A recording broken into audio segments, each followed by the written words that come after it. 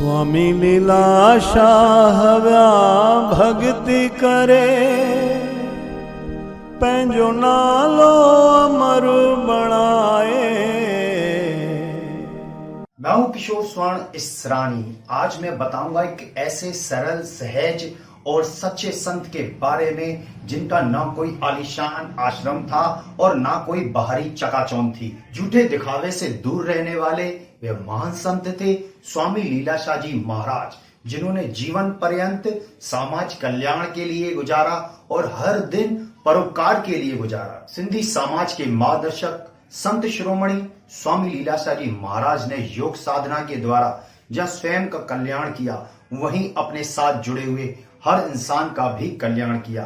ऐसी महान शख्सियत जिसके आगे श्रद्धा के साथ लाखों सर झुकते हैं, वह 4 नवंबर 1973 को साकार से निरंकार हो गए। यानी जिन्हें हम कभी कभी देखा करते थे, उन्हें अब हम हर पल महसूस करते हैं क्योंकि वो हमारे साथ हैं। तो स्वामी लीलाशाह जी के बारे में आज हम जानेंगे बहुत सारी बातें। आप बने रहिए हमारे साथ और देखिए सच्चे संत की सच्ची बात। स्वामी लीलाशाह महाराज की अमर कहानी भाई कमलेश मंगनाणी जी की जुबानी। संत शिरोमणि स्वामी लीलाशाह महाराज की जय। जयराम जी की। संत शिरोमणि स्वामी लीलाशाह जी महाराज इस सदी के ऐसे संत हुए हैं जिन्होंने अपना सारा जीवन समाज के विकास और कल्याण के कार्यों में लगा दिया। वे जब जब सत्संग करते तो बस जीवन के मूल्यों को समझाते, अध्यात्म का मार्ग बताते, योग सिखाते और अपने समीप रहने वाले के मन को आनंद के करीब ला खड़ा कर देते थे। निस्वार्थ भावना रखने वाले और सबका भला करते हुए उच्च कोटि के कर्म करने वालों को महापुरुष इसलिए कहा जाता है क्योंकि वह खुद तो तर जाते ही हैं, वहीं अपने वचनों रूपी नौका से औरों को भी तर जाने का अवसर प्रदान करते हैं। इसी प्रकार स्वामी लीलाशाह जी महाराज भी एक ऐसी ही नौका थे जिन्होंने न जाने कितनों को प्रभु जागृति द्वारा भवसागर पार कराया। सच्चे मार्ग चल दिया,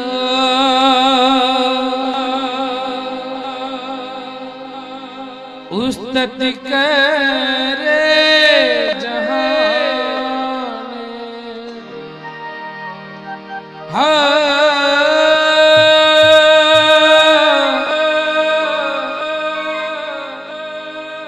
उस्तति करे जहान,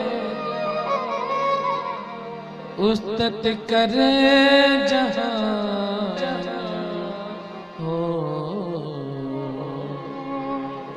उस्तति करे जहान। संत शिरोमणि स्वामी लीलाशाह जी महाराज ने खुद तो सत्कर्म करके सचखंड को प्राप्त किया, वहीं अपने भक्तों से भी सत्कर्म करवाए और उन्हें भी सचखंड से मालो माल किया।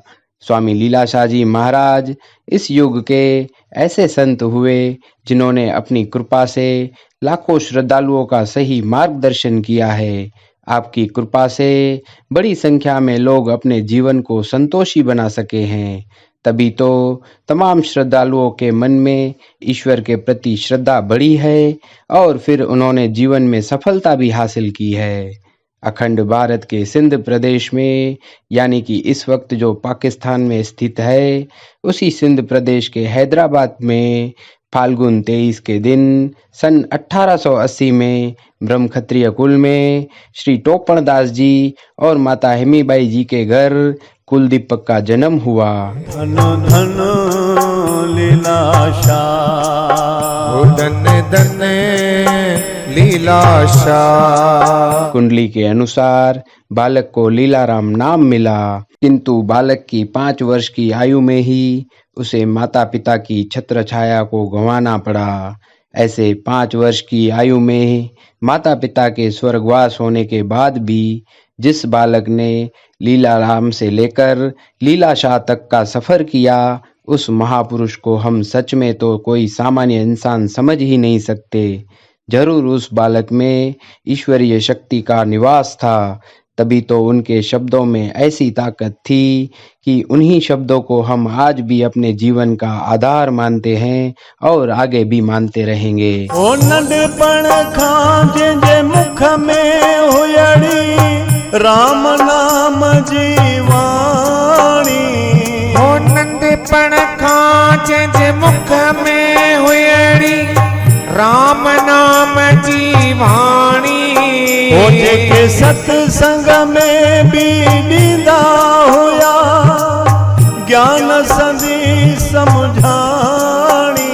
जेके सत्संग में भी ॾींदा हुया ज्ञान संधी समझाणी। ओ साईं प्रेम संधी समुझाणी। ओ साईं प्रेम संधी समझाणी।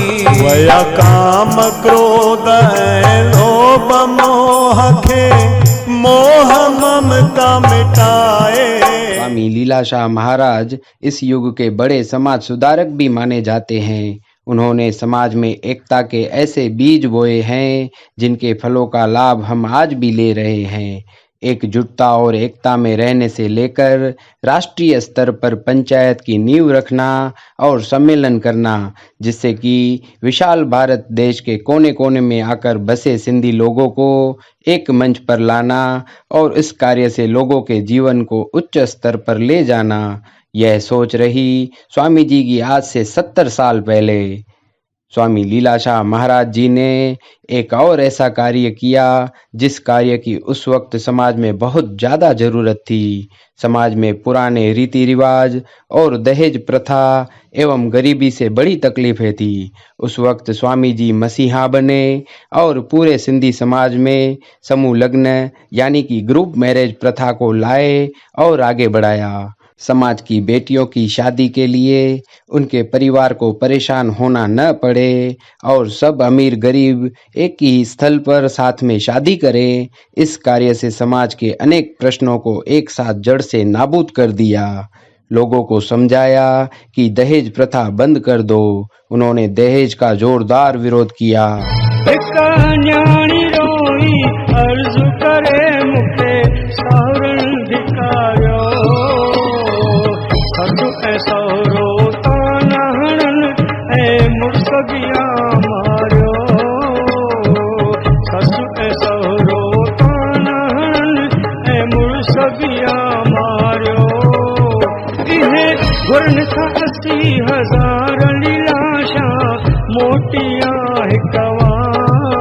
और बेटियों के परिवारजनों को परेशानी के दलदल से बचाया। स्वामी जी के द्वारा शुरू हुई समूह शादियों का कार्य आगे ऐसा बढ़ा कि आज छोटे से छोटे शहर में भी इसी प्रकार समूह शादियों का कार्य होता है। स्वामी लीलाशाह महाराज ने 12 साल की छोटी सी आयु में घर संसार का त्याग किया और दीन दुखियों की सेवा में जीवन व्यतीत किया।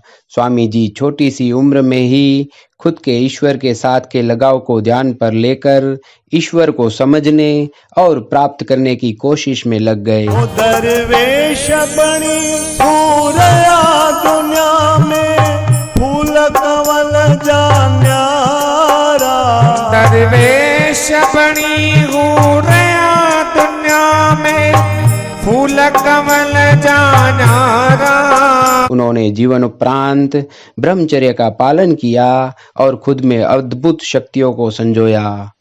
हिमालय की गोद में जाकर नैनीताल में उन्होंने तपस्या की, ईश्वर की साधना की, अनेक धर्म ग्रंथों का अध्ययन किया। ज्ञान को सिर्फ न पढ़ा पर खुद में उस ज्ञान को निवास कराया। बीच बीच में साईं देश भ्रमण पर भी निकलते रहे और पूरे भारत के अनेक शहरों में जाकर वहां भक्तों को अपनी वाणी से, अपने सत्संग से तृप्त किया। शहरवादीपुर आहे रोशन बाबा लीलाशाह जो आहे गुलशन। हो शहर नैनीताल आहे रोशन, हो आहे रोशन स्वामी लीलाशाह जो आहे गुलशन। हो शहर पालनपुर आहे रोशन लीला शाह जो आहे गुलशन। स्वामी जी योग अभ्यास में भी बहुत आगे थे। उन्होंने अपने जीवन में खुद भी योग किया और प्रेमियों को भी योग से और योग के फायदों से अवगत कराया।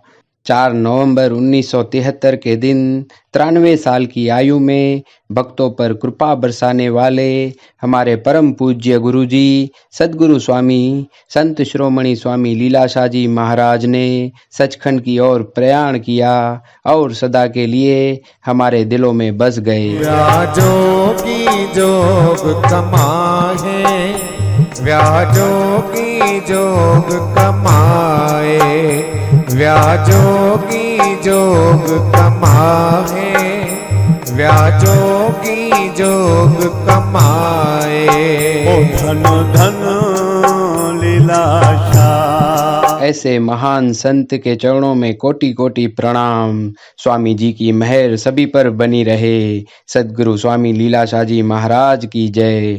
जय राम जी की। स्वामी लीलाशाह महाराज जी की प्रिय प्रार्थना। हे भगवान, सबको सुबुद्धि दो, शक्ति दो, निरोग्यता दो, अपना अपना कर्तव्य पालें और सुखी रहें। हे भगवान, सबको सुबुद्धि दो, शक्ति दो, निरोग्यता दो, अपना अपना कर्तव्य पालें और सुखी रहें। हे भगवान, सबको सुबुद्धि दो, शक्ति दो, निरोग्यता दो, अपना अपना कर्तव्य पालें और सुखी रहें। जय राम जी की।